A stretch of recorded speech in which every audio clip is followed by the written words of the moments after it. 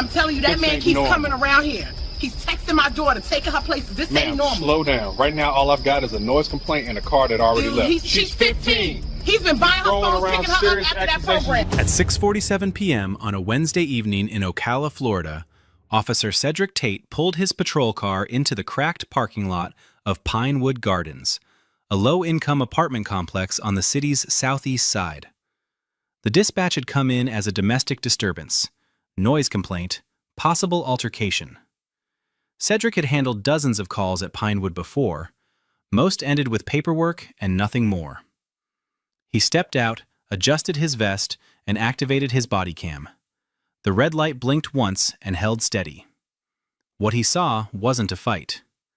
A teenage girl sat on the front steps of a ground floor unit, knees pulled to her chest, face buried in her arms. She was 15 years old. Her name was Kayla Simmons. Her mother, Rochelle Simmons, stood barefoot on the sidewalk, shouting at the taillights of a dark sedan pulling out of the lot. The car turned the corner and disappeared. Rochelle spun toward Cedric before he could speak. Her voice was raw. "That man has been coming around my daughter. He's been taking her places, buying her things, texting her at night." Cedric looked at Kayla. She didn't lift her head. "Ma'am, who are you referring to?" Rochelle's jaw tightened. "He's a cop. He works for your department. He runs some program with kids. That's how he found her." Cedric felt the shift in the air before his mind fully caught up. He looked at Kayla again. She still hadn't moved. The body cam on his chest kept recording, and somewhere behind the red blinking light, a chain of events had already begun that would reach far beyond this parking lot, far beyond this department, and into rooms where men in suits would eventually decide who kept their freedom and who lost it. Rochelle said the name without hesitation. Vincent Hargrove. Sergeant Vincent Hargrove. Cedric's stomach dropped. He knew exactly who that was. Every officer in the Ocala Police Department did. Hargrove was a 22-year veteran, white, broad-shouldered, with a handshake that lingered too long and a smile that showed up in every department newsletter and city press release. He ran the Youth Outreach Program, the one the mayor had praised at 3 consecutive budget hearings. He coached a community basketball league. He had a wall of commendation plaques in his office and a Rolodex of connections that stretched from City Hall to the state attorney's office. He was untouchable. And Rochelle Simmons had just accused him of grooming her 15-year-old daughter. Cedric crouched near the steps. "Kayla, can you tell me what happened?" Kayla didn't answer right away. Her fingers picked at the skin around her nails. Rochelle touched her shoulder. "Tell him, baby." It came out slowly, quietly. The body cam caught every word. "He started giving me rides home from the program. Then he started texting me. Then he bought me a phone. He said I was special. He said I couldn't tell anyone because they wouldn't understand." Her voice cracked. "Then he started touching me." Cedric stayed still. His training told him to keep the questions open. His instincts told him something else entirely. He knew what filing this report would mean. He knew whose name would be on it. And he knew that the moment that name entered the system, his own life inside the department would change in ways he couldn't take back. But the body cam was rolling, and a 15-year-old girl had just told him the truth. So he wrote it down.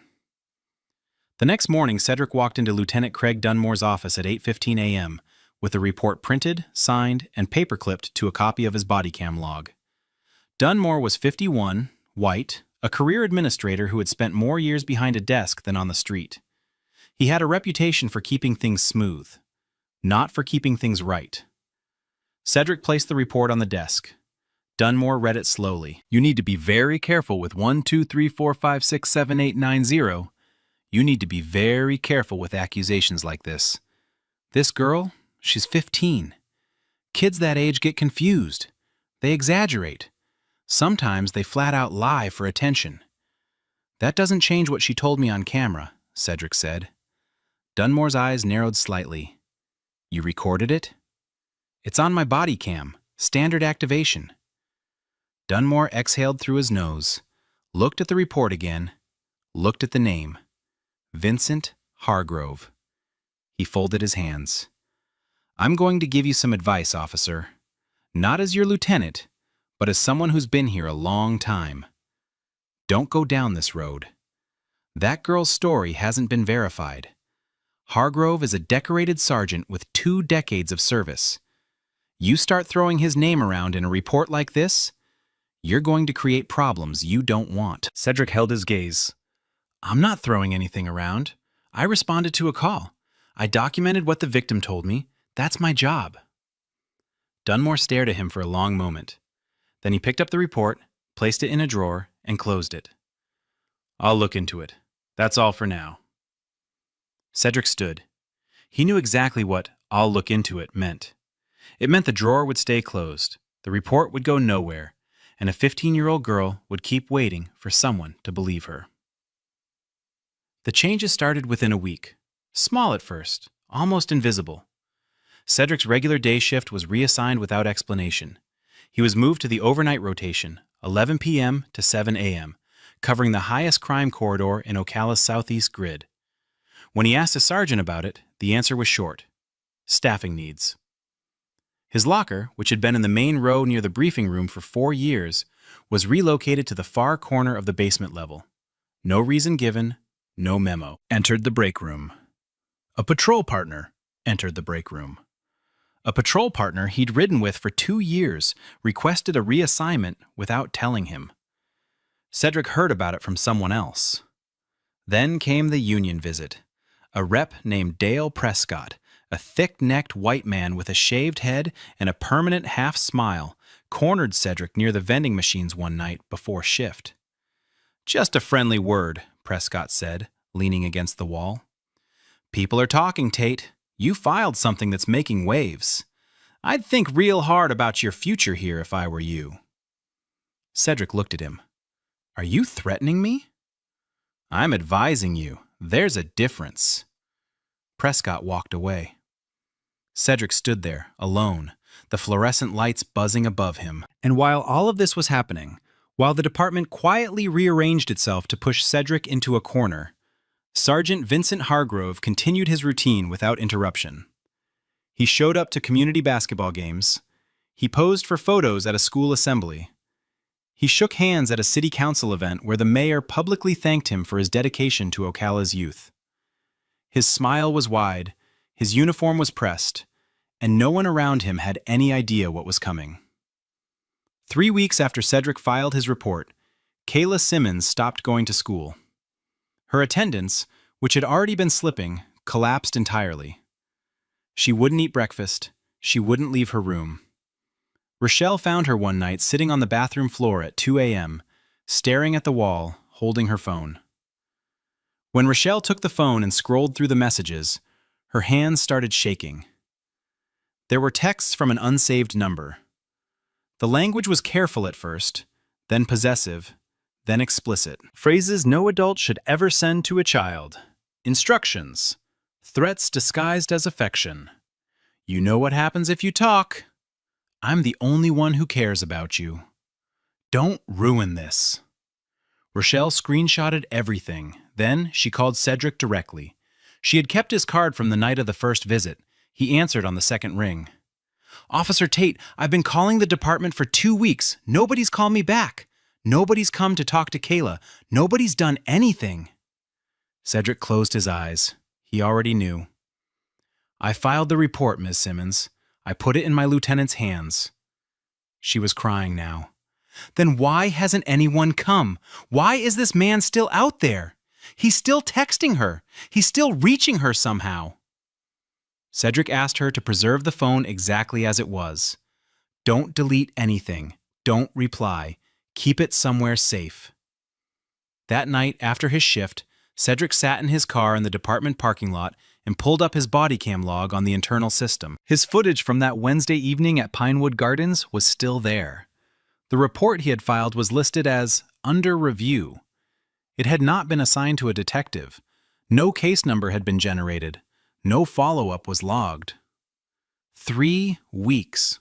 A child had disclosed abuse on camera, and the system had done nothing.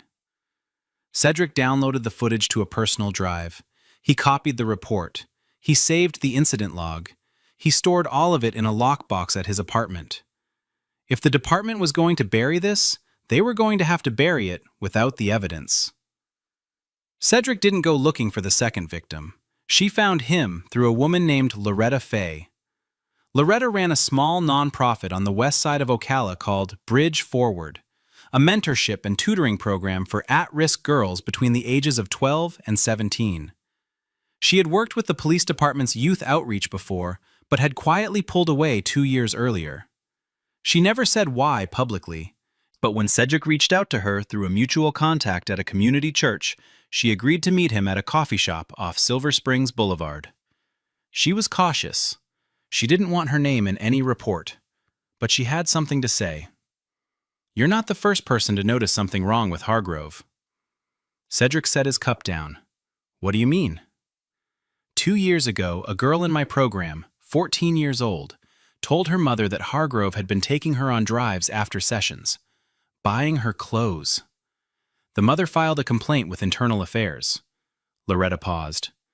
They told her the investigation found no evidence. Then they told her if she kept pressing it, they'd refer her daughter for making a false statement. The family moved to Georgia the next month. The girl's name was Amira Odom. Cedric wrote it down. That night, he searched for Amira's mother through public records. He found a phone number in Savannah. He called. A woman answered. When Cedric explained who he was and why he was calling, the line went quiet for a long time. Then she started crying. "Nobody believed us. They said my daughter was lying. They said she'd be the one in trouble. We left because we were afraid." Cedric told her she wasn't alone anymore. He told her that another girl had come forward, and that this time, someone was listening. He didn't tell her that the someone was just one officer with a copied Bodycam file and no backup from the department that employed him. He didn't tell her that he was running out of people to trust. He just told her the truth would come out, and for the first time since he had filed that report, he felt the weight of a promise he wasn't entirely sure he could keep. The call came on a Tuesday morning. Cedric was told to report to the administrative wing at 10 a.m. No explanation, no context, just a time and a room number. When he arrived, Lieutenant Craig Dunmore was seated at one end of a long table. Beside him sat Captain Frank Sorrento, the precinct commander, a man Cedric had spoken to maybe 3 times in 6 years. Sorrento was 56, white, with a military haircut and a face that never seemed to move. He had run the precinct for 9 years and had a reputation for loyalty, not to the law, but to the department's image. "Sit down, Tate." Cedric sat. Sorrento opened a manila folder. "Officer Tate, we've received a complaint from the evidence unit regarding your handling of materials in a narcotics case from last quarter. There are discrepancies in the chain of custody that need to be addressed." Cedric's jaw tightened. He had never mishandled anything in his career. His record was clean. What discrepancies? "We'll get into that," Sorrento said. "For now, you're being placed on administrative desk duty pending an internal review. We'll also need your body cam returned for recalibration." Cedric looked at Dunmore. Dunmore didn't look back. "This is about the report I filed," Cedric said. Sorrento's expression didn't change. "This is about evidence handling, nothing more." Cedric stood slowly. He unclipped his body cam from his vest and placed it on the table. But he didn't panic, because 2 weeks earlier, sitting in his apartment at 1 a.m. with the blinds drawn, he had copied every file that mattered. The footage, the report, the incident log, the screenshots Rochelle had sent him of Kayla's messages. All of it was in a lockbox that no one in the department knew existed. That afternoon, Cedric made a phone call he had been hoping he would never need to make. Nadira Qureshi answered on the third ring. She was a civil rights attorney based in Jacksonville, sharp, relentless, and known across Florida for taking cases other lawyers wouldn't touch. Cedric told her everything. When he finished, the line was quiet for a moment. Then Nadira said 3 words that changed the trajectory of everything.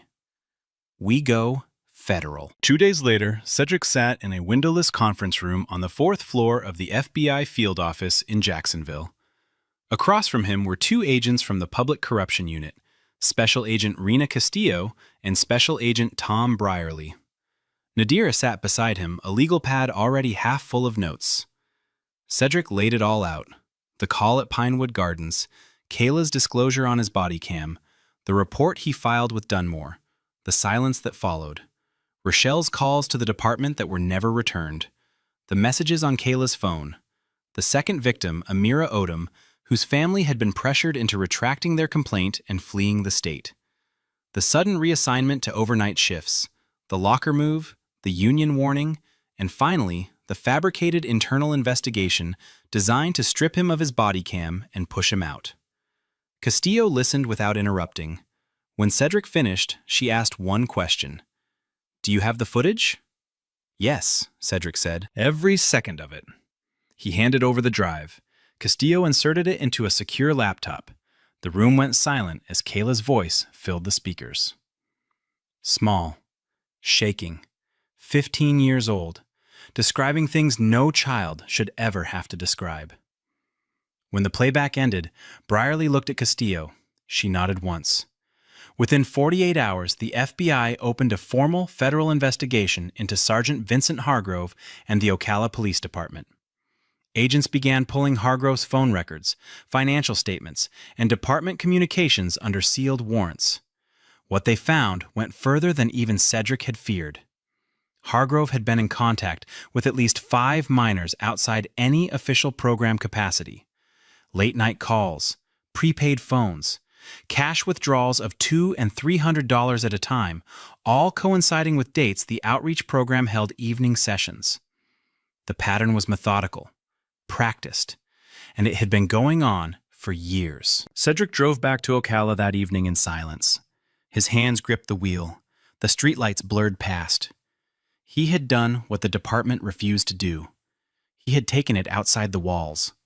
And now, for the first time since that Wednesday night at Pinewood Gardens, he felt something shift beneath the surface. Not relief, not safety, but the slow turning of a machine far bigger and far more unforgiving than the one that had tried to silence him. The retaliation accelerated. Internal Affairs formally charged Cedric with conduct unbecoming an officer, then added a second allegation: unauthorized duplication and removal of department property. Someone had checked the download logs. They knew he'd copied the Bodycam footage. Dunmore called him in.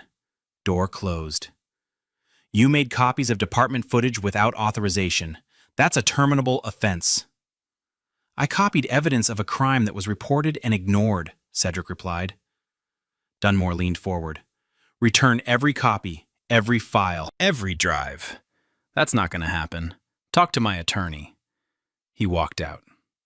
That afternoon, Nadira Qureshi filed a federal whistleblower protection motion in the Middle District of Florida, arguing the footage was material evidence in an active federal investigation and that any attempt to seize or destroy it constituted obstruction. Judge Evelyn Cortez issued a temporary restraining order within 24 hours. The department was prohibited from disciplining Cedric or destroying any body cam recordings. The order landed on Sorrento's desk like a grenade. He called Dunmore. "They've got a federal judge involved. How far did this go?" Dunmore didn't answer. Meanwhile, word reached Hargrove through a friend inside the department. The feds were asking questions. That night, Hargrove sat in his kitchen and snapped a prepaid phone in half. He drove to a gas station and threw the pieces into a dumpster. He deleted messages from a second device and wiped an email account he thought no one knew about. What he didn't know was that the FBI had already obtained everything through sealed warrants 2 weeks earlier. Every text, every call log, every transaction. The evidence he was trying to destroy had already been copied, cataloged, and stored in a federal evidence locker in Jacksonville. He was erasing ghosts. The originals were already gone. The FBI didn't need the story to go public. They needed it to go deeper. Without any press coverage, agents quietly interviewed families connected to the youth outreach program across Ocala and Marion County. 3 more families came forward within 2 weeks. The first was Gwendolyn Pratt. Her daughter, 13 at the time, had been paired with Hargrove through the mentorship track. The rides home started within a month. then gifts, a tablet, a prepaid phone. When the girl started pulling away, skipping meals, flinching at loud noises, Gwendolyn confronted her. The girl broke down. Gwendolyn went to the police. She sat in the lobby for 2 hours. A week later, a detective told her the investigation found insufficient evidence. No one had interviewed her daughter. The second family described an identical pattern. When the mother confronted Hargrove at a community event, he showed up at her apartment the next day in full uniform. He stood in her doorway and told her that making false accusations against a police officer was a felony. She never filed a report. The third family had gone to internal affairs 2 full years before Amira Odom's case. Their complaint was logged, assigned a number, and closed within 11 days. No interviews, no evidence collected. Disposition, unsubstantiated. The FBI now had 5 victims spanning nearly a decade. 5 families who had tried to sound the alarm. 5 times the department had shut it down. Cedric was brought back to Jacksonville for a 4-hour deposition. At the end, Castillo closed her file. Your Bodycam footage is the single most important piece of evidence in this case. The first time a disclosure was captured in real time on a responding officer's own device. She paused. We're going to make sure it counts. Cedric nodded. He drove home with the windows down and the radio off. The weight hadn't lifted, but for the first time, it had shifted to somewhere it belonged. The arrest came at 5 a.m. on a Wednesday. FBI agents moved simultaneously across 3 locations. At his home on the north side of Ocala, Sergeant Vincent Hargrove was pulled from his bed in boxer shorts and an undershirt. He stood blinking under the porch light as agents cuffed him in front of neighbors who had already stepped outside at the sound of the vehicles. He was charged with multiple federal counts, including sexual exploitation of minors, coercion under color of authority, and civil rights violations. At the precinct, Lieutenant Craig Dunmore was escorted out of his office in full view of the morning shift. Officers stood frozen in the hallway as federal agents walked him past the briefing room in handcuffs. He was charged with obstruction of justice and conspiracy to deprive civil rights for burying Cedric's report and orchestrating retaliation against him. Captain Frank Sorrento was arrested at his home. Conspiracy. Failure to act on mandatory reporting obligations. The police chief was placed on administrative leave pending investigation. Only now did the story break. Local news ran the arrests before noon. By evening, it was statewide. The details hit the public like a wall. A police sergeant running a youth program. 5 victims. A decade of abuse. A department that knew and did nothing. Protests gathered outside the Ocala Police Department by nightfall. The mayor held a press conference distancing himself from Hargrove, despite appearing beside him in promotional photos for the outreach program just 4 months earlier. He called the allegations deeply disturbing and promised full cooperation with federal authorities. Cedric watched the coverage from his apartment, alone, the television light flickering against the walls. He saw Hargrove's booking photo. He saw Dunmore's name on the screen. He saw the precinct he had worked in for 6 years, surrounded by people demanding answers. He didn't feel relief. He didn't feel victory. He felt the quiet, heavy truth that everything he had endured, the isolation, the threats, the fabricated charges, had led to this single evening, and that it had almost not happened at all. The federal trial began 4 months later in the United States District Court for the Middle District of Florida. The courtroom was packed from the first morning. Prosecutors opened with Cedric's body cam footage. The recording played on 2 large monitors facing the jury. 12 people sat in silence as a 15-year-old girl's voice filled the room. Small, shaking, describing what a man with a badge had done to her over the course of 5 months. The footage was unedited. 14 minutes of Kayla Simmons sitting on concrete steps, pulling at her sleeves, unable to look at the camera. Rochelle standing behind her, arms crossed, tears running down her face. And Cedric's voice, steady and careful, asking the questions that no one else in his department had been willing to ask. When the footage ended, no one in the courtroom moved. Kayla testified behind a screen. Her voice was older now, harder, but it cracked in the same places. Amira Odom's mother testified via video link from Georgia, weeping as she described how the department had threatened her family into silence. 3 other victims gave statements. The evidence was overwhelming. Phone records, financial trails, prepaid devices, cash withdrawals matching outreach session dates. Then the prosecutors read the emails. One from Dunmore to a staff sergeant, instructing him to slow walk the Tate report and keep it off the weekly log. Another from Sorrento to Dunmore, written 11 days after Cedric filed his complaint. The words appeared on the courtroom monitors in black and white. Hargrove is too valuable to lose over teenage drama. Let it die quietly. The phrase hung in the air like smoke. Dunmore and Sorrento, now cooperating for reduced sentences, each pointed the finger at the other and at Hargrove. The jury watched both men minimize their roles while the evidence proved they had actively shielded a predator. Hargrove's defense tried to discredit the victims. It didn't work. The footage existed. The records existed. The pattern was undeniable. The jury deliberated for 1 day. When they returned, the foreperson didn't look at the defense table. That told everyone in the courtroom what was coming. Guilty. On every count. The courtroom exhaled. Rochelle Simmons pressed both hands to her mouth. 2 other mothers held each other in the second row. Cedric sat in the back, in civilian clothes, his hands folded in his lap. He didn't move. Sentencing came 3 weeks later.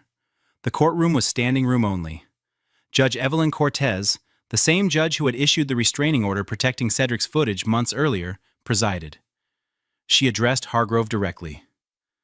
You were given a badge and a program designed to protect children. You used both as a hunting ground. You identified vulnerable girls.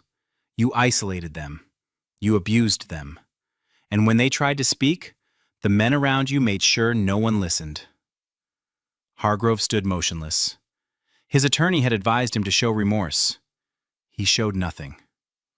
The judge continued. The officers who shielded you are not bystanders. They are participants. This court holds them accountable not because they pulled the trigger, but because they handed you the weapon and looked away while you used it. She sentenced Hargrove to 63 years in federal prison, effectively a life sentence. He would die behind bars. Dunmore received 12 years for obstruction and conspiracy. Sorrento received 8. 2 additional officers who had been aware of prior complaints and failed to act received lesser sentences. A sketch artist in the front row captured Hargrove's face as the number was read. His expression was blank. His eyes were fixed on the table. He did not look at the families. He did not look at anyone. Kayla was not in the courtroom. She had asked not to be. But Rochelle was there. And when the judge's gavel came down, Rochelle closed her eyes, lowered her head, and whispered something no microphone picked up. Only she and God knew what it was. The fallout moved fast. Within weeks, the city of Ocala entered a federal consent decree. The entire youth outreach program was dissolved. Not restructured, not reformed, dissolved. A new program would be built from the ground up under civilian oversight with independent background checks, mandatory reporting protocols, and a review board with subpoena power. The police chief resigned without a public statement. His office was cleared within 48 hours. A civil lawsuit filed by the families of all 5 victims named the city, the department, and the individual officers. The case never went to trial. The city settled for a multi-million-dollar sum that legal observers described as one of the largest police misconduct payouts in Central Florida history. As part of the agreement, the department was required to release all internal affairs records related to complaints against Hargrove. What came out was staggering. 14 complaints spanning 9 years. 14 families who had come forward in some way. Not one resulted in meaningful action. Cedric was reinstated with full back pay and a formal letter clearing him of all internal charges. The fabricated evidence handling complaint was expunged from his record. But the damage was already done. 6 months of isolation, threats, a career weaponized against him for doing his job. He requested a transfer and was accepted by the Marion County Sheriff's Office. He reported to his new post on a Monday morning. New badge, new unit, same body cam. Nadira Qureshi used the case as a foundation. She filed civil rights suits on behalf of 3 other officers across Florida who had faced retaliation for reporting misconduct. Each case cited Cedric's as precedent. Each one moved forward. The system hadn't worked on its own. It had been forced to work, dragged into accountability by one officer who refused to close his eyes and one attorney who knew exactly which doors to kick open. Months later, Cedric Tate agreed to a single interview. He sat across from a journalist in a quiet room at the Marion County Sheriff's Office. Still in uniform, body cam clipped to his vest. He spoke slowly, carefully, the way he always did. People ask me if I'd do it again. He paused.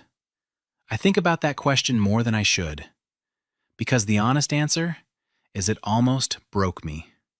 He described the loneliness, the overnight shifts in silence, the locker moved to the basement, the officers who turned their backs, the union rep who told him to think about his future. The morning Sorrento and Dunmore sat across from him and tried to take the one piece of evidence that mattered. I wasn't brave, Cedric said. I was terrified. Every single day.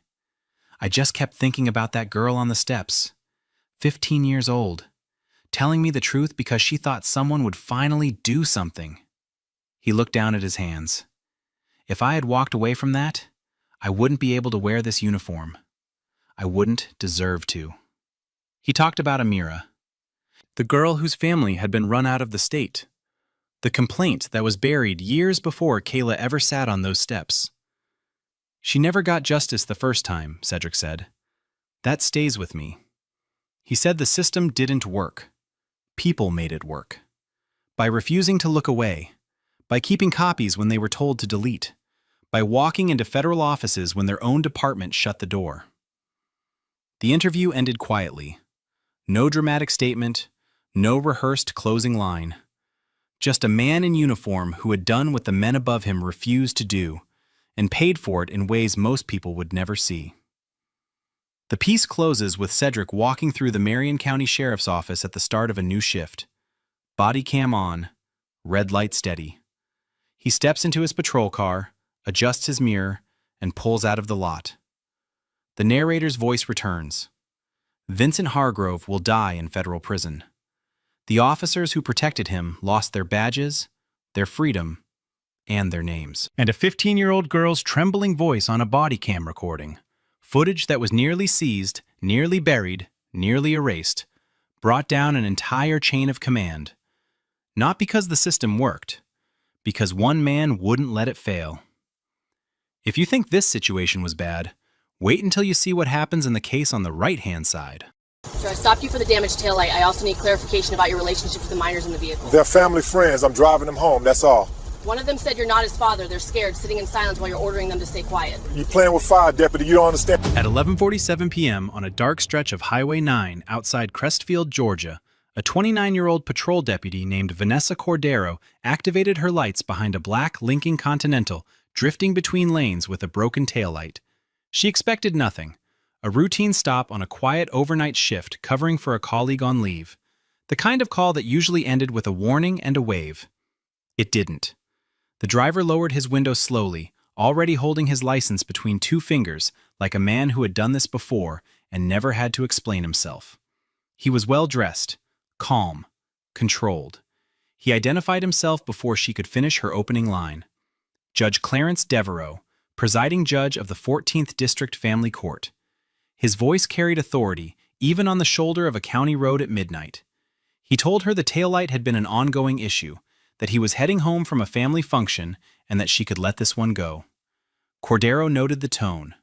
Not a request, an instruction. She kept her flashlight steady and moved it past the driver's seat toward the back of the vehicle. 4 children sat in the back, ages roughly 6 to 11.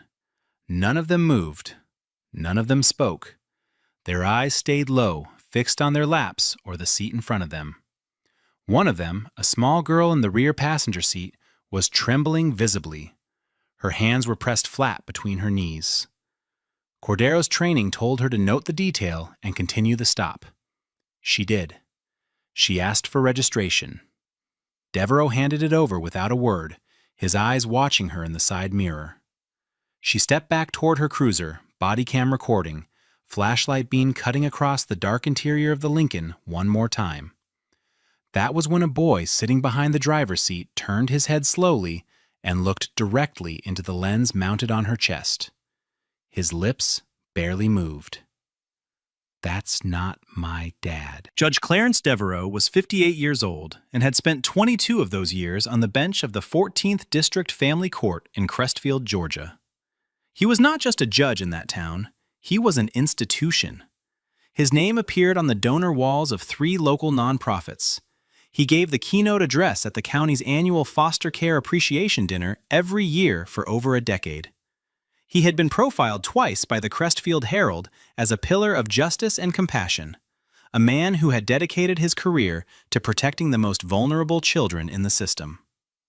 He ran a mentorship program for youth aging out of foster care, personally selecting participants and meeting with them regularly in his chambers. Local attorneys spoke about him with a mix of respect and caution. His courtroom was strict, his rulings were final, and his influence over custody placements, foster assignments, and juvenile case outcomes was nearly absolute. But beneath the accolades and the authority, there were things people noticed and never said aloud. Court clerks who saw certain children brought to his chambers outside of scheduled hearings. Social workers who were told specific children needed to be placed in homes Devereaux personally recommended. A bailiff who once saw a child leave the judge's office in tears and was told it was a difficult custody conversation. None of it was ever reported. None of it was ever questioned. The attorneys who practiced before him needed his favor. The social workers depended on his rulings. The community trusted his image. And Devereaux had spent 2 decades making sure that image never cracked. Until a deputy on a quiet highway asked the wrong question at the right time, and a boy in the back seat answered it. Officer Vanessa Cordero had never been the type to back down from authority. She was the daughter of a Guatemalan mechanic and a Dominican home health aide, who raised 3 children in a 2-bedroom apartment in Macon. She joined the Harmon County Sheriff's Office at 24, not because she came from a law enforcement family, but because of her cousin Sophia. Sophia had been placed in foster care at age 9 and bounced through 4 homes in 2 years. She came back different, quiet in a way that wasn't shyness. Cordero never got the full story. She didn't need to. She understood that the system had failed someone she loved, and she decided she would never be the person who looked the other way when something felt wrong. In 5 years on the job, she had built a reputation that made some colleagues uncomfortable. She once cited a county commissioner for DUI on a back road outside Harmon and refused to void the ticket when his chief of staff called the station. She filed a formal report on a fellow deputy who had roughed up a teenager during a traffic stop, even after being told it would make her unpopular. Her sergeant once described her in a performance review as someone who doesn't care about your title, just your behavior. It was meant as a compliment. Not everyone took it that way. That night, she was working a solo overnight shift on Highway 9. 12 hours, mostly silence, mostly empty road. She had pulled over 2 vehicles before the Lincoln. Both were routine. Both ended in under 5 minutes. When she saw the Continental drifting across the center line with a busted taillight, she expected the same. A warning, a signature, a good night. What she got instead was a man who told her who he was before she asked. 4 children who sat like statues, and a whisper from the back seat that made every nerve in her body fire at once. She didn't drive away from it. She called it in. Cordero walked back to the Lincoln and positioned herself at the rear passenger window. Her flashlight moved across the back seat slowly. The 4 children hadn't shifted since she first approached. The 2 boys sat behind the driver and front passenger seats. The older girl, roughly 11, sat in the middle. The younger girl, the one who had been trembling, was pressed against the far door. Cordero leaned slightly and spoke in a voice low enough that Devereaux would have had to strain to hear. "Hey, you kids doing okay back there?" No one answered. The older girl's eyes flicked toward the driver's seat and then back down. The younger girl's hands were still pressed between her knees. The boy who had whispered moments earlier stared straight ahead now, jaw tight, as if he regretted what he had said. Devereaux's voice came from the front. "Officer, they're tired. It's late. I'm transporting them home from a family gathering. They're foster children in my care." Cordero didn't look at him. She kept her eyes on the children. "Do you have paperwork for them? Foster documentation, custody orders, anything with their names?" Devereaux paused for half a second. "Not on me. It's at my home. I'm a family court judge, officer. I don't carry case files in my vehicle." Cordero straightened. She noted the details her training told her to catalog. No seatbelts properly fastened on 3 of the 4 children. The younger girl was not wearing shoes. No booster seat for the smallest child. No documentation of any kind for 4 minors in a vehicle with an unrelated adult approaching midnight. She keyed her radio. "Dispatch, this is Unit 17. I need a second unit to my location on Highway 9, mile marker 41. I have a welfare concern involving 4 minors." Devereaux's tone changed. "That's not necessary. I've told you who I am. You can verify it with 1 phone call." Cordero met his eyes through the window. "Sir, I'm going to ask you to stay in the vehicle. I've requested backup. We'll sort this out when they arrive." Devereaux stared at her for a long moment. Then he said something the Bodycam captured with perfect clarity. "You have no idea what you're doing, Deputy. You're going to regret this." Devereaux didn't wait for backup. He pulled out his phone, scrolled with the casual ease of a man who had powerful people on speed dial, and pressed call. Cordero watched from behind the vehicle, Bodycam recording. Her microphone picked up fragments. His tone shifted from calm to firm. The words "Patrol Deputy," "Highway 9," and "handled immediately" came through clearly. Within 2 minutes, her radio crackled. Sergeant Ray Loomis, her shift supervisor. "Vanessa, what's your status on Highway 9? She responded, "Welfare concern, 4 minors, no documentation. 1 child made a statement. I've requested backup." A pause. Then Loomis's voice dropped lower. "Listen, the driver is Judge Devereaux. He's known to the department. He sits on the County Public Safety Board. You might want to extend professional courtesy and let him get those kids home." Cordero stared at the Lincoln's rear window. She could see the outline of the older girl's head, motionless. She keyed the radio. "Sergeant, a child told me the driver is not his father. I have 4 minors with no documentation, no proper restraints, approaching midnight. I'm not releasing this vehicle until backup confirms the welfare of these children." Silence. Then Loomis came back. "Copy. Backup en route." Inside the Lincoln, Devereaux adjusted his rearview mirror. The Bodycam caught the reflection. He was watching the children. The older girl had her hand on the younger one's knee. The boy who had whispered sat rigid, staring straight ahead. Devereaux's expression was composed, but something had shifted behind his eyes. The confidence was still there, but alongside it sat something sharper. He turned slightly toward the back seat and spoke. The microphone picked up only part of it, but digital enhancement during the investigation would later recover the full sentence. "Remember what I told you, not a word." Deputy Terrence Kamal arrived 11 minutes later. He stepped out slowly and walked toward Cordero with the expression of someone who already knew this was complicated. She briefed him in a low voice. Broken taillight, erratic driving, 4 children, no documentation, no shoes on the youngest, a child's whisper, and a driver who identified himself as a sitting judge before she'd asked his name. Kamal listened with his arms crossed. "I know who he is, Vanessa. He's been at department dinners. The sheriff shakes his hand at the courthouse Christmas reception." Cordero didn't blink. "Then you understand why this has to be done right." Kamal looked at the Lincoln, at the dark shapes in the back seat, at the man behind the wheel. "What do you want to do?" She told him. "Ask Devereaux to step out. Request documentation." If he couldn't produce any, they were calling Child Protective Services and a forensic child advocacy officer. Kamal exhaled. "You know what happens if we're wrong." Cordero's response was immediate. "You know what happens if we're right and we drive away." He nodded once. They walked to the Lincoln together. Cordero tapped the window. "Judge Devereaux, I'm asking you to step out of the vehicle." He opened the door slowly, straightening his jacket as he stood. His posture was controlled, expression flat. "This is a mistake," he said. "A serious mistake." Cordero replied without hesitation.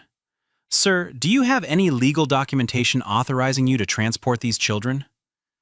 His silence lasted 3 full seconds. The Bodycam counted them. "I don't have to explain myself to a patrol deputy. I am a judge of the family court. Those children are under my supervision through a mentorship program I personally administer." Cordero asked one more time. "Paperwork? Names? Case numbers?" He had nothing. Cordero called Child Protective Services at 12:23 a.m. A forensic child advocacy officer named Imani Sutton arrived at the Harmon County Fire Station 40 minutes later. The children were transported separately from Devereaux and brought inside one at a time. Sutton was trained for this. Soft voice, open posture, no uniforms in the room. She started with the boy who had spoken on the highway. His name was Terrell. He was 8 years old.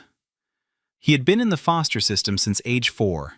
He told Sutton he was taken from his group home 3 days earlier by a woman he didn't know who said he was going to a special family visit. He said the man in the car told him to call him Sir. He said they stayed in a house with no other adults. He said he didn't want to go back. Sutton moved to the oldest girl, 11 years old. Her name was Kiara. She didn't speak at first. She sat with her arms wrapped around herself, eyes on the floor. When Sutton asked if she had been to the man's house before, Kiara nodded slowly. "How many times?" Kiara held up 4 fingers. Sutton asked what happened there. Kiara used language that triggered mandatory reporting protocols immediately. A 6-year-old boy in the 3rd interview barely spoke at all. He flinched when a male firefighter walked past the open door. The 4th child, a 7-year-old girl named Amara, didn't answer questions directly. Sutton gave her crayons and paper. She drew a picture of a room with no windows and a large bed. She drew a tall figure standing next to it. Sutton stepped out of the room, closed the door behind her, and called the district attorney's office. Her voice was steady, but her hands were not. "We need a warrant tonight." A judge from the neighboring district was woken at 2:41 a.m. to sign the warrant. No one in Crestfield's court system could be involved. By 4:15 a.m., a team of investigators from the Harmon County Sheriff's Office and the Georgia Bureau of Investigation entered Devereaux's residence, a well-kept colonial on a tree-lined street in the town's wealthiest neighborhood. The front rooms looked normal. Family photos on the mantel, legal texts on the shelves, awards and framed newspaper clippings on the study wall. The basement told a different story. Behind a locked interior door, investigators found a furnished room with bedding for multiple children, small clothing folded in stacks, personal items belonging to minors, electronic devices concealed in a floor safe, and a ledger-style notebook with entries spanning years, each referencing children by initials, dates, and coded notations that investigators would later decipher with the help of child exploitation analysts. Digital forensics was called in before sunrise. The scope of the investigation expanded within hours. Devereaux was arrested at the scene. He was still wearing the suit from the traffic stop. He said nothing when they put him in handcuffs. His attorney arrived within the hour, demanded to know the charges, and was handed a warrant that ran 4 pages. Outside, the first light of morning broke across Crestfield. Neighbors watched from behind curtains as a man they had admired for 2 decades was guided into the back of a federal vehicle. None of them spoke. None of them yet understood what had been happening inside that house. But the children did. And now, finally, someone had listened. The investigation into how Devereaux operated moved fast once investigators understood what they were looking at. He hadn't acted on impulse. He had built a system. As presiding judge of the 14th District Family Court, Devereaux had direct authority over custody placements, foster assignments, and juvenile case outcomes. For over a decade, he had used that power to position himself as the final word on where vulnerable children ended up. He cultivated relationships with specific social workers who processed his recommendations without question. He maintained ties to 2 group home administrators who flagged children with no stable family connections, the ones least likely to be missed or believed. His mentorship program, celebrated publicly as a model of judicial compassion, served as the pipeline. Children selected for the program were brought to his chambers for meetings that no one supervised. Some were assigned to foster homes connected to people he controlled.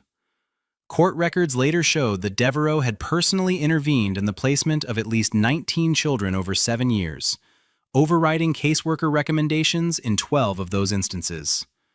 Each time, the reassignment moved the child closer to his reach. The social workers who facilitated it fell into 2 categories. Some were manipulated, pressured by the authority of a judge they couldn't afford to cross. Others knew. They looked the other way because Devereaux controlled their caseloads, their courtroom outcomes, and in some cases, their careers. One social worker would later testify that she had raised the concern once and was told by her supervisor to drop it. The supervisor's explanation was brief. "He's a judge. You're not." That was the end of it. When news of Devereaux's arrest reached the Crestfield legal community, the silence was immediate and telling. Attorneys who had practiced before him for years offered no comment. 2 social workers connected to his cases were placed on administrative leave within 48 hours. The director of the county's child welfare office submitted a resignation letter with no public explanation. A local journalist named Franklin Cobb, who had twice profiled Devereaux as a community hero, began receiving anonymous tips within days. Former court staff, foster parents, a retired bailiff who said he once saw a child leave the judge's chambers crying and was told not to ask about it. Cobb published his first investigative piece within 2 weeks. It detailed 3 formal complaints filed against Devereaux over the previous decade with the state's Judicial Conduct Board. All 3 had been dismissed after what the board described as preliminary review. One of the complainants was a foster mother named Gloria Vance. She had reported concerns about a child's behavior after visits connected to the mentorship program. She described nightmares, withdrawal, language that alarmed her. She was told she was being alarmist. 6 months later, her foster license was revoked on a paperwork technicality. She lost custody of 2 children she had been raising for 3 years. Vance told Cobb she had always believed the revocation was retaliation. Now, reading the charges against Devereaux, she was certain. The system didn't fail those children by accident, she said. It failed them because it protected him. When the article ran, the Judicial Conduct Board issued a statement announcing an internal review. By then, the FBI was already in Crestfield. The FBI and Department of Justice opened a joint federal investigation 9 days after the traffic stop. What began as a single incident on Highway 9 had expanded into something the U.S. Attorney's Office described internally as systemic and predatory. Federal agents seized Devereaux's electronic devices, court records, personal correspondence, and financial statements. Digital forensics uncovered encrypted files and communications with individuals in 2 neighboring states. Financial records showed a pattern of payments to the group home administrators who had funneled children into placements Devereaux controlled. The money was structured in small amounts, routed through a nonprofit Devereaux had established under the umbrella of his mentorship program. On paper, the funds were labeled as youth enrichment grants. In practice, they were payments for access. Federal prosecutors convened a grand jury within 3 weeks. The indictment, when it came, was 34 counts: trafficking, exploitation, conspiracy, obstruction of justice, wire fraud connected to the nonprofit, civil rights violations under color of law. 2 social workers and 1 group home administrator were named as co-conspirators. Devereaux was denied bail. His attorney, a high-profile defense lawyer from Atlanta, called it a rush to judgment driven by media pressure. The U.S. attorney held a brief press conference outside the federal courthouse. She stood behind a podium with no notes and spoke directly into the cameras. This office has investigated many cases involving abuse of power. This is among the most disturbing. A sitting judge used the institution designed to protect children as a tool to exploit them. We will pursue accountability at every level. Devereaux watched the press conference from a federal holding facility on a wall-mounted television. According to a corrections officer who was present, he showed no reaction. He sat with his hands folded, expression blank, staring at the screen as if watching someone else's life collapse. The federal trial began 4 months later and lasted 5 weeks. The courtroom was full every day. Prosecutors opened with the Bodycam footage from Highway 9. The jury watched in silence as the Lincoln Continental rolled to a stop on the dark shoulder. They heard Cordero's voice, calm and professional. They saw the children's faces illuminated briefly by her flashlight. And they heard the boys whisper, "That's not my dad." Several jurors looked down. One pressed a hand to her mouth. The prosecution then built its case methodically. Forensic evidence from the residents, testimony from child psychologists who had evaluated the victims, digital evidence extracted from encrypted files, financial records mapping payments to co-conspirators, and the testimony of the children themselves, delivered via closed-circuit video so they would not have to face the man who had hurt them. 8 victims were identified in total, spanning 7 years. Each child had entered Devereaux's orbit through the family court system he controlled. Each had been selected for his mentorship program. Each had been placed in homes or facilities connected to people who answered to him. The defense attempted every available angle. They argued the children's testimony had been riven. The judge ruled the broken taillight and erratic driving provided clear, probable cause. They argued the children's testimony had been coached. Prosecution experts dismantled the claim, with forensic interview recordings showing open-ended, non-leading questioning. They claimed the digital evidence was circumstantial. Federal analysts walked the jury through file structures, timestamps, and encryption methods that proved deliberate concealment. A cooperating social worker took the stand and described in detail how Devereaux selected children and how she was too afraid of his power to refuse. Her voice broke once. She did not ask for sympathy. The jury gave her none. The jury deliberated for 1 day. Guilty on all 34 counts. The courtroom was still when the verdict was read. No gasps, no outbursts, just silence and the sound of the court clerk's voice moving through each count, one after another, the word guilty repeating like a hammer on stone. Devereaux sat motionless, hands flat on the table, eyes forward. His attorney closed his folder and said nothing. Sentencing came 6 weeks later. A senior federal judge was brought in from out of state to preside. Before the sentence was delivered, 3 of the older victims submitted impact statements. One was read aloud by a prosecutor because the victim could not speak without breaking down. The statement described years of abuse by someone the system told them to trust. Someone who wore a robe and sat above everyone else in the room. Someone who decided where children went and who they belonged to. The sentencing judge addressed Devereaux directly.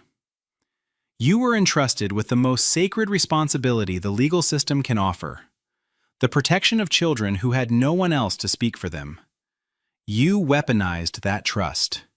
You used the institution designed to shield the most vulnerable members of this society as your personal instrument of predation. There is no sentence this court can impose that fully accounts for what you have taken from these children. Devereaux was sentenced to 67 years in federal prison with no possibility of parole. He showed no visible emotion.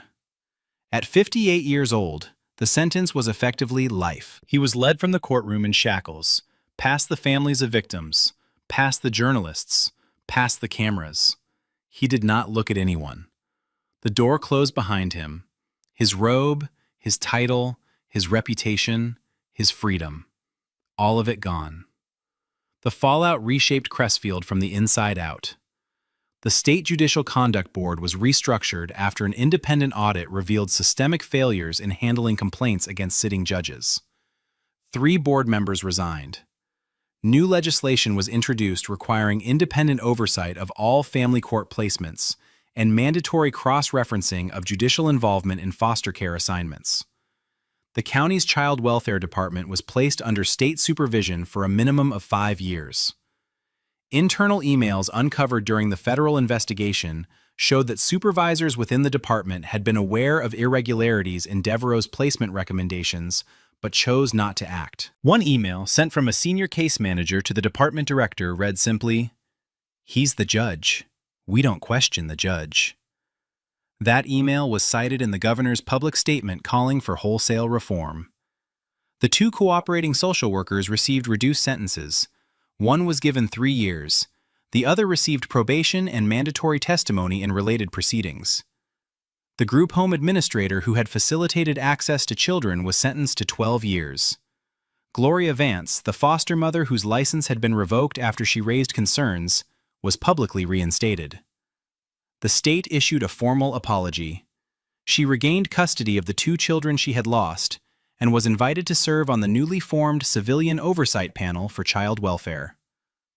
Officer Vanessa Cordero was recognized by the State Attorney General's office for her actions during the traffic stop. She declined all media interviews. A single quote appeared in an internal department memo distributed to every sheriff's office in the state. "I just did what the training says. If something doesn't feel right, you don't drive away from it." The Bodycam footage from Highway 9 was viewed over 4 million times in the weeks following the trial. Legal analysts, child advocacy organizations, and law enforcement training programs dissected it frame by frame. But the moment everyone returned to was the same. A dark highway, a flashlight beam sweeping across the back seat of a Lincoln Continental, 4 children sitting in silence, and a boy who turned his head, looked into the camera mounted on a deputy's chest, and whispered 5 words that broke the case open. "That's not my dad." Without that whisper, Devereaux might still be on the bench. Without Cordero's refusal to defer to a powerful man's title, the children might still be in his reach. Without the body cam preserving the truth in a format that could not be denied, rewritten, or buried, the system that protected him might never have been forced to answer for what it allowed. The children are in protective care. They are receiving long-term psychological support. The boy who spoke has not been publicly identified, and will not be. He is reported to be doing well. His name will not appear in this story because he has already done the bravest thing anyone could ask of him. He spoke when silence was safer, and someone listened. This case was brutal, but the case on the right spirals completely out of control. Don't sit there acting confused.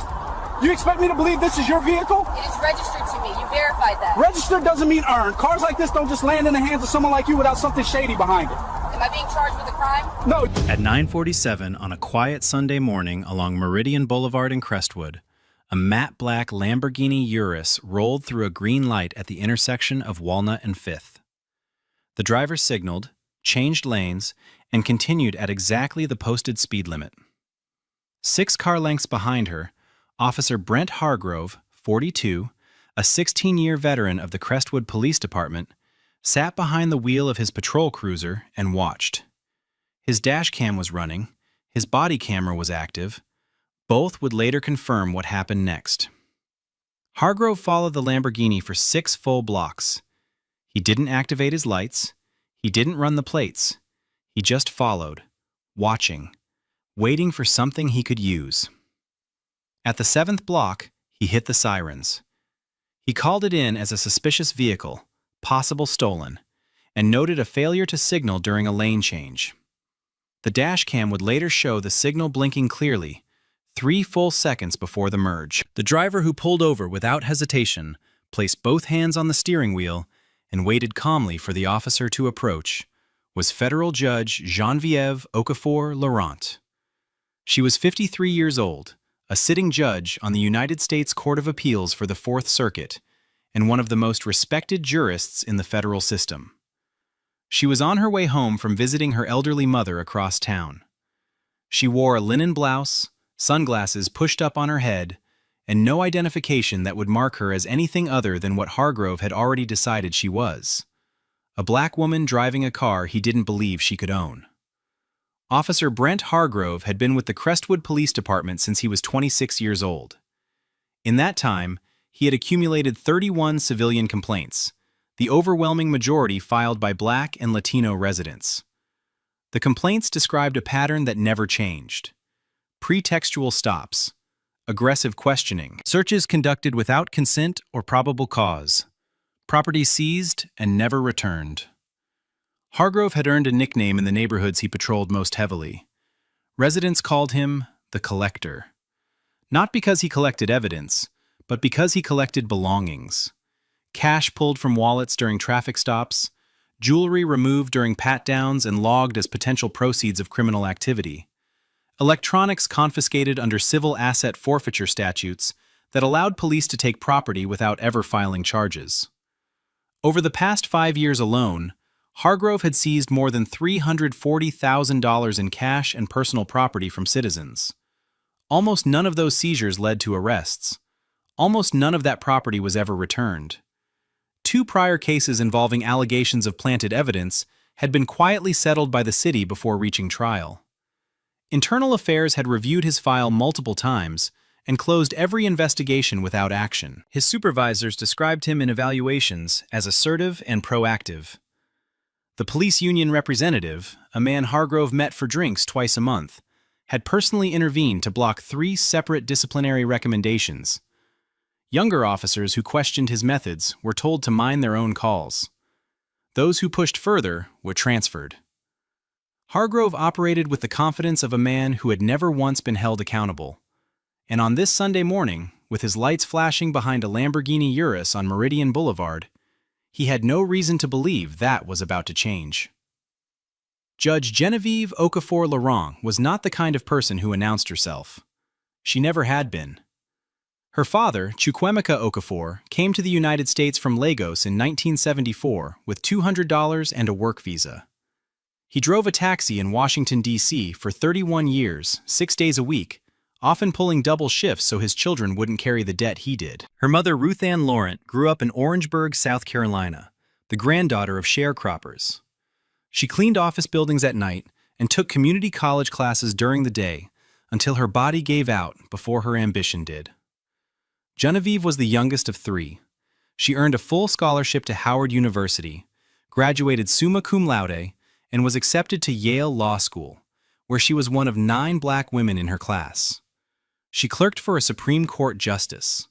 She spent a decade as a federal prosecutor in the Civil Rights Division of the Department of Justice, trying cases involving police brutality, unlawful search and seizure, and systemic discrimination in law enforcement agencies across the Southeast.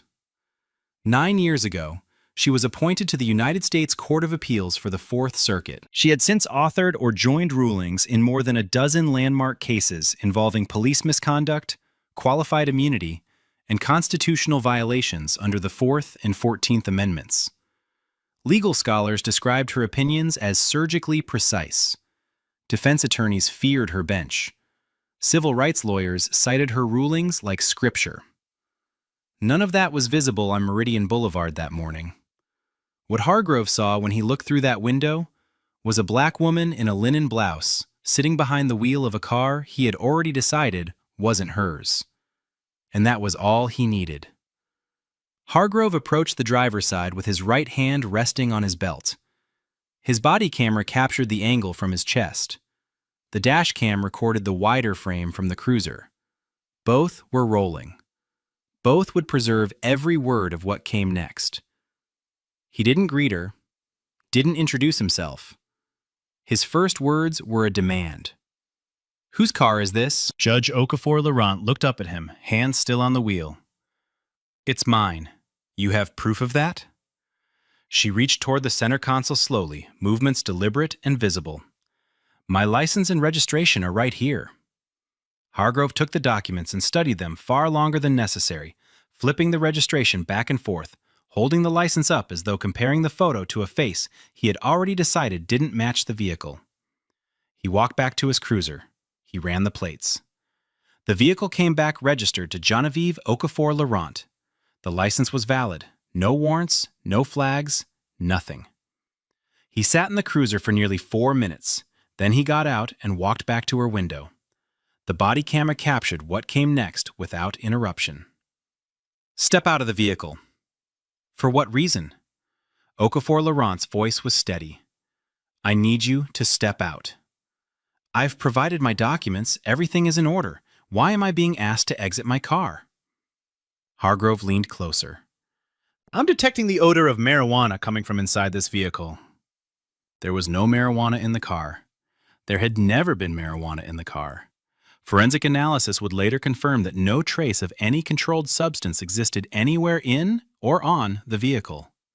But in that moment, on the side of Meridian Boulevard, with no witnesses yet watching and both cameras running, Hargrove had just manufactured the one claim he believed would give him the authority to go further. And he intended to. Step out, now! Judge Okafor Laurent opened the door slowly. She placed one foot on the pavement, then the other. She stood upright, hands visible at her sides, and spoke clearly enough for every microphone in range to capture it. I am complying with your order under protest.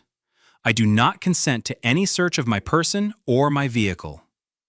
Hargrove didn't acknowledge a single word. He took her by the arm and moved her to the rear quarter panel of the Lamborghini, positioning her against the car with both palms flat on the matte black paint. He patted her down with hands that moved too slowly and pressed too hard, running his palms along her sides, her waist, her pockets. She stood motionless, jaw tight, eyes fixed on the street ahead. A second patrol unit had already arrived. Officer Nolan Fitch, 29, 5 years on the force, stepped out and approached. Hargrove jerked his head toward the open driver's door. Toss it. Fitch hesitated. His eyes moved from the woman standing composed against a $250,000 vehicle to the registration document sitting clean on the hood. He opened his mouth like he was going to ask something, then didn't. He reached into the car. They emptied her purse across the hood. Wallet, reading glasses, a leather planner, a tube of hand cream, receipts. They opened the glove compartment and pulled out the owner's manual and insurance papers. They lifted the floor mats. They searched the center console, the door pockets, the trunk. In the back seat, they found a small zippered bag containing her mother's prescription medications. Hargrove unzipped it, spread the bottles across the leather seat, read the labels one by one, then left them scattered where they fell. They found nothing illegal, because there was nothing illegal to find.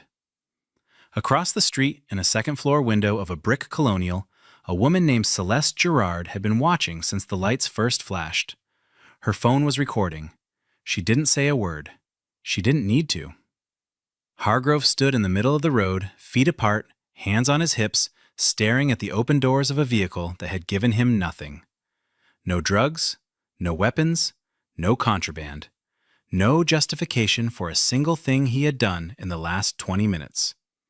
The body camera on his chest kept recording. He turned back toward Judge Okafor Laurent, still standing where he had placed her, palms flat against the side of the car, and what came out of his mouth next would be replayed in federal court, in news broadcasts, in training seminars, and in living rooms across the country. Let me ask you something. A woman like you, driving something like this, how does that happen? She said nothing. He stepped closer. Did your boyfriend buy this for you? Some rapper? Some dealer? Because I've been doing this a long time, and cars like this don't end up with people like you unless something dirty is going on. His voice was casual, almost conversational, as if he were stating something so obvious it barely needed saying. This car costs more than you'd make in 10 years, so I'm going to ask you again. Where did the money come from? Okafor Laurent turned her head slightly. Am I free to leave? Hargrove's expression hardened. You'll leave when I decide you can leave, not before. Angle. A second neighbor, 2 houses down. Angle. A second neighbor, 2 houses down, had stepped onto his porch and started filming. A passing driver slowed at the intersection, window down, phone raised. 3 cameras were now recording from 3 directions, and the body camera on Hargrove's chest made 4. None of them would miss a word of what had already been said, and Hargrove, standing in the middle of Meridian Boulevard, with his chest out and his badge catching the morning sun, had no idea that every syllable was building the federal case that would end him. There was a moment, captured clearly on the body camera, where Judge Okafor Laurent's eyes moved from Hargrove's face to the badge on his chest and then back again. It lasted less than 2 seconds, but lawyers who reviewed the footage later would describe it as the moment she made her decision. She could have ended it right there. One sentence. I'm a federal judge on the Fourth Circuit Court of Appeals. The stop would have collapsed on itself. Hargrove would have stammered. Fitch would have frozen.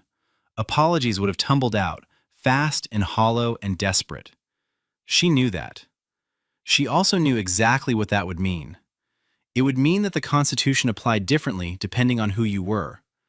That rights were not rights at all, but privileges extended to people with titles and revoked from everyone else.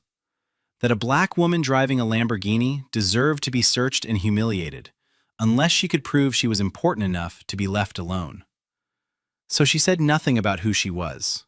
Instead, she asked for his badge number. Hargrove stared at her. What? Your badge number. I'd like it, please. He recited it with reluctance, each digit clipped and hard. She repeated it back to confirm. Then she asked him to spell his last name. He sneered. Hargrove.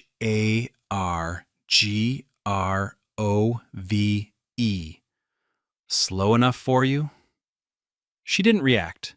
She filed it the way she filed everything, with precision, without emotion, with the patience of a woman who had spent 9 years on the federal bench, weighing testimony, dissecting evidence, and holding powerful men accountable when they believed they were untouchable.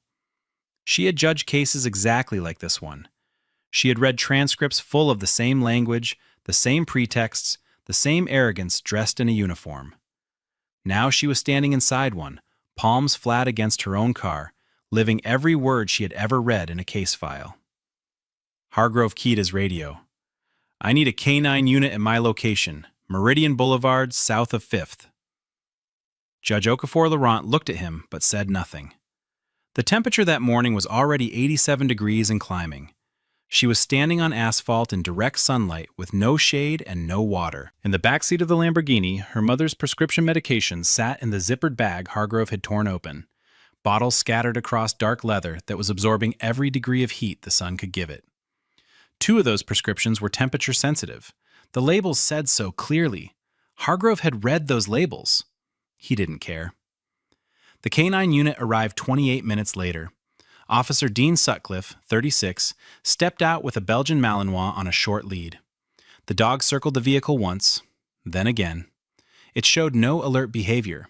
No sit, no paw, no change in breathing or posture. Sutcliffe looked at Hargrove. I'm not getting anything. Hargrove shook his head. He paused near the rear quarter. That's a partial alert.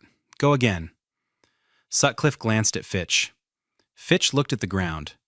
Neither of them believed what Hargrove had just said, and the body camera caught the look between them clearly. Sutcliffe walked the dog around a 3rd time. Nothing. Hargrove ordered the vehicle searched again. Fitch opened the rear hatch and moved things that had already been moved. Sutcliffe stood to the side, leash in hand, silent. Fitch spoke quietly, barely audible on the body camera audio, but recovered during forensic enhancement. Maybe we should wrap this up. Hargrove didn't turn around. Shut up and finish. By the time it was over, 57 minutes had passed since the initial stop. 57 minutes for a lane change that was executed legally. 57 minutes that produced no citation, no charge, no arrest, and no apology. Hargrove handed back her documents without a word. Judge Okafor Laurent gathered the medication bottles from the back seat, now warm to the touch. She noticed the scuff on the driver's seat leather where Fitch had leaned his tool belt. She sat down, closed the door, and pulled away from the curb at exactly the speed limit. She did not look back. Hargrove watched the Lamborghini disappear down Meridian Boulevard and returned to his cruiser. He logged the stop as a routine traffic contact with no further action. He had no idea that the woman he had just spent an hour degrading would by morning have the full weight of the federal government bearing down on him with the force his badge had never prepared him for. At 7:15 Monday morning, Judge Geneviève Okafor Laurent sat at her desk in her home office with a legal pad, a pen, and a phone. She did not call the Crestwood Police Department. She did not file a civilian complaint. She did not leave a message with Internal Affairs. She called the United States Department of Justice Civil Rights Division. She identified herself by name and title. She provided her case number from the Fourth Circuit, her judicial appointment reference, and a detailed oral account of the stop, timed to the minute, citing the specific constitutional violations by amendment and clause. She then called the FBI field office and made the same report. Then the Office of Inspector General. Each call was precise, measured, and without emotion. She spoke the way she wrote opinions. Facts first, law second, conclusions last. By 8:30 a.m., she had submitted a written account, 7 pages, single-spaced, with timestamps drawn from her own memory and cross-referenced against the time she had noted on the dashboard clock during the stop. She requested preservation of all footage, Hargrove's dash cam, his body camera, Fitch's body camera, and the K-9 unit's records. She requested Hargrove's personnel file, his stop history, and his civil asset forfeiture records. Then she made one more call. Not to an agency, but to a civil rights litigation firm with a national reputation for police misconduct cases. She told them she was not calling for herself. She was calling because she wanted to know how many other people Brent Hargrove had done this to. People who didn't have a law degree. People who didn't have a title. People who didn't have the ability to make the calls she had just made. By the time Judge Okafor Laurent closed her legal pad, the machinery of federal accountability was already turning, and Officer Brent Hargrove was on his way to work with no idea that his name was now in 3 federal databases. The footage arrived at the DOJ Civil Rights Division by secure transfer on Tuesday. Investigators reviewed every second from 4 separate sources. The dashcam came first. It showed the Lamborghini Urus approaching the intersection of Walnut and 5th, signaling a lane change 3 full seconds before merging and completing the maneuver cleanly within the posted speed limit. The failure to signal that Hargrove had used as his pretext for the stop had never occurred. The body camera footage was worse. It captured Hargrove's tone from the first word, the immediate demand to know whose car it was, the prolonged examination of documents that were in perfect order. Every one of them.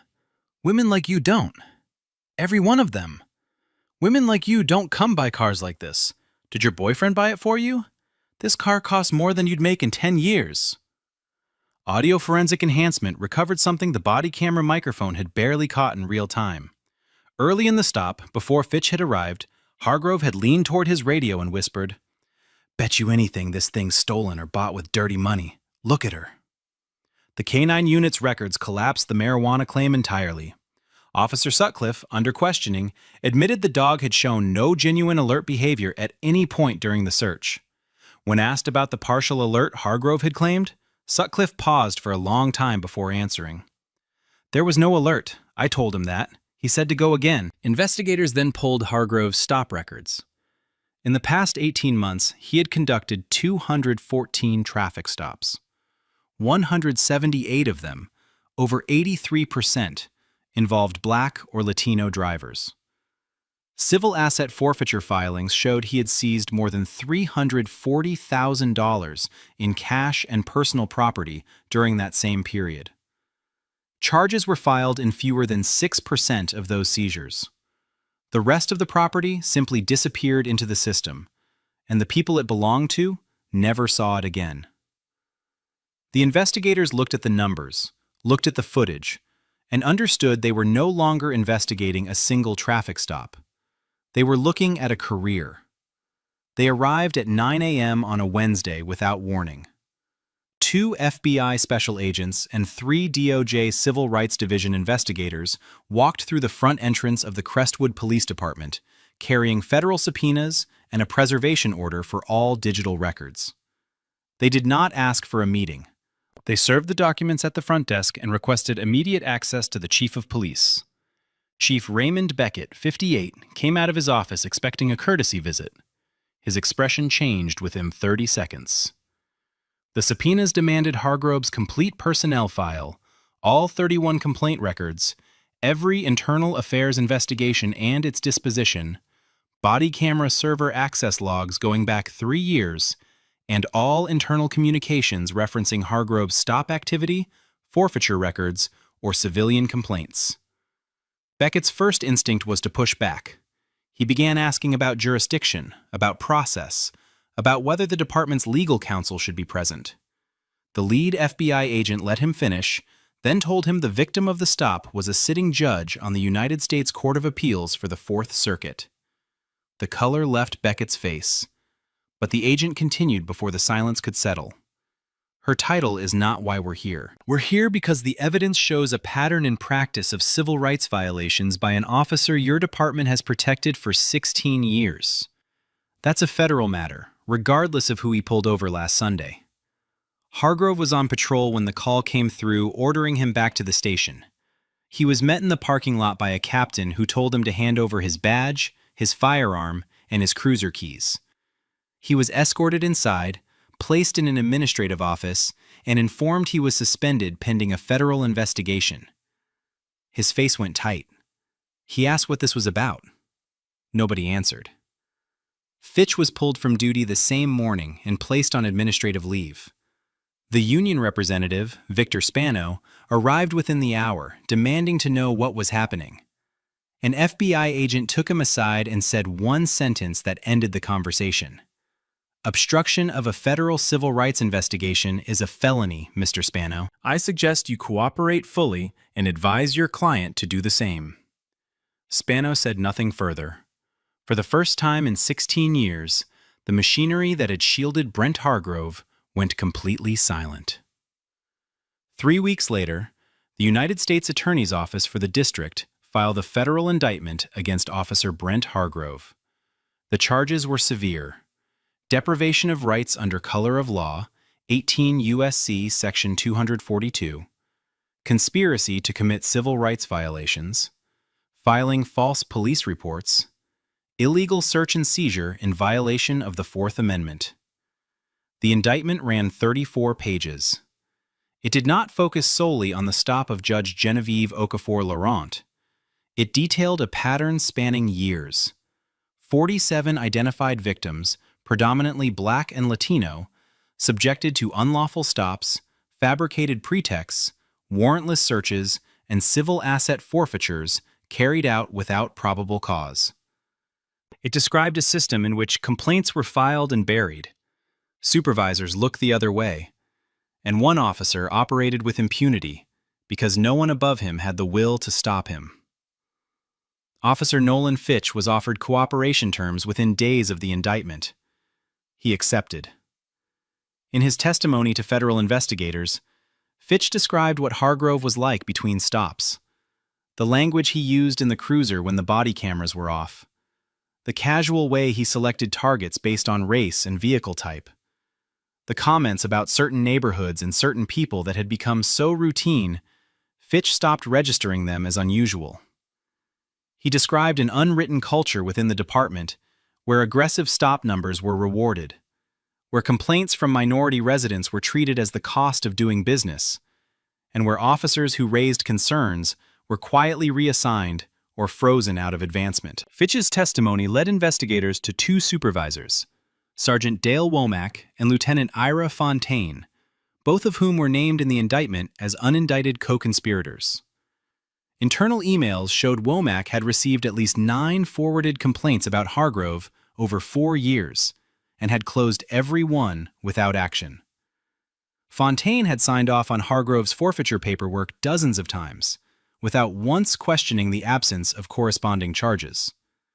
Neither man had been careless. They had been deliberate, and the federal government intended to prove it. The trial began on a Tuesday in a federal courtroom 40 miles from Crestwood. Hargrove's defense attorney opened with a simple argument. His client was a veteran officer who followed his training, trusted his instincts, and made judgment calls the way officers did every day. He called it experience. He asked the jury to consider the pressures of the job. The prosecution responded by pressing play. The body camera footage from the Lamborghini stop ran first.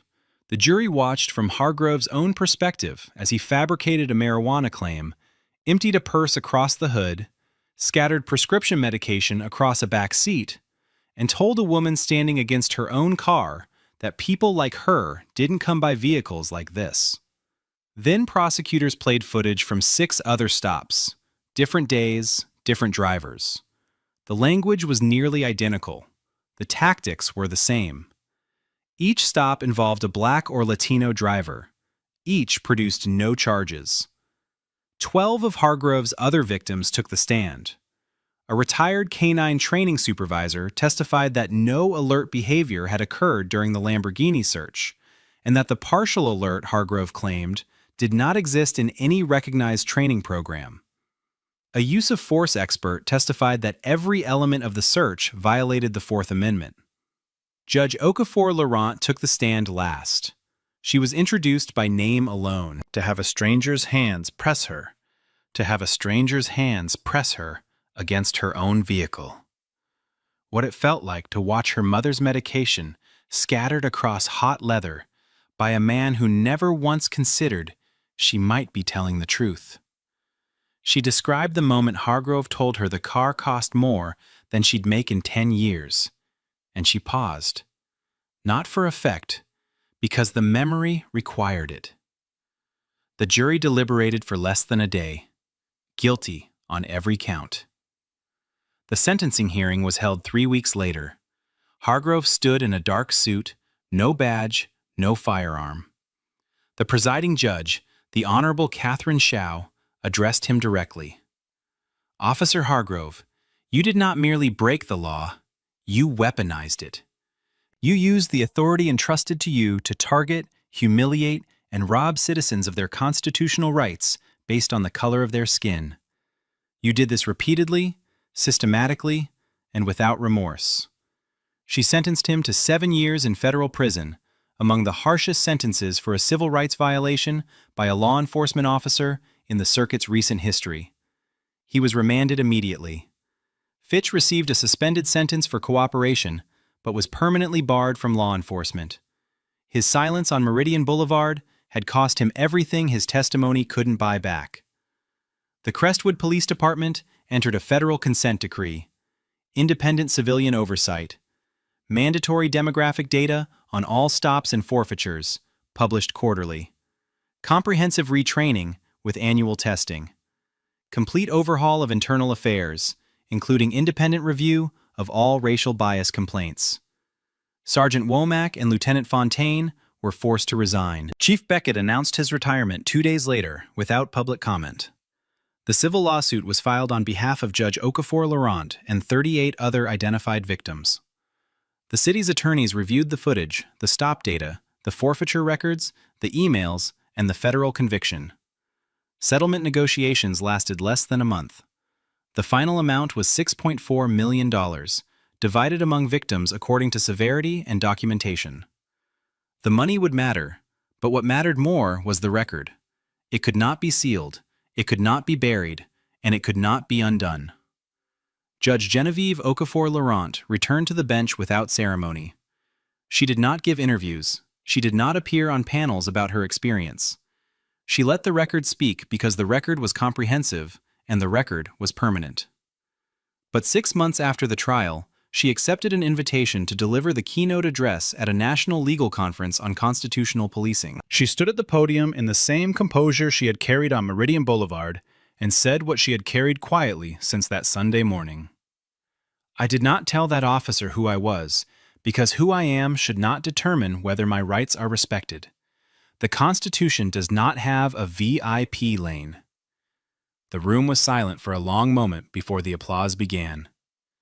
She used a portion of her civil settlement to fund a legal clinic specializing in representation for victims of discriminatory traffic stops, people who had been searched, seized from, humiliated, and sent on their way without charges, without apology, and without anyone to call on Monday morning.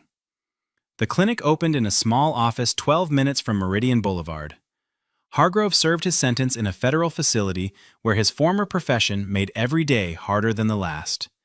He never issued a public apology. He never acknowledged wrongdoing. He maintained until the end that he had been doing his job. After the settlement, Traffic stop racial. After the settlement. Traffic stop racial disparities across the department had dropped by 61%. Complaints of discriminatory enforcement had fallen by more than half. Officers now recorded justification for every stop in writing, and every recording was subject to independent review. In the Oversight Board's office, mounted on the wall behind the conference table, hung a single framed image. It was a still captured from Hargrove's own body camera. It showed Judge Okafor Laurent standing beside her matte black Lamborghini Urus, palms flat against the paint, chin level, eyes forward. Beneath it, a single line in plain black type. The law applies to everyone, including those who enforce it. If you think this situation was bad, wait until you see what happens in the case on the right-hand side.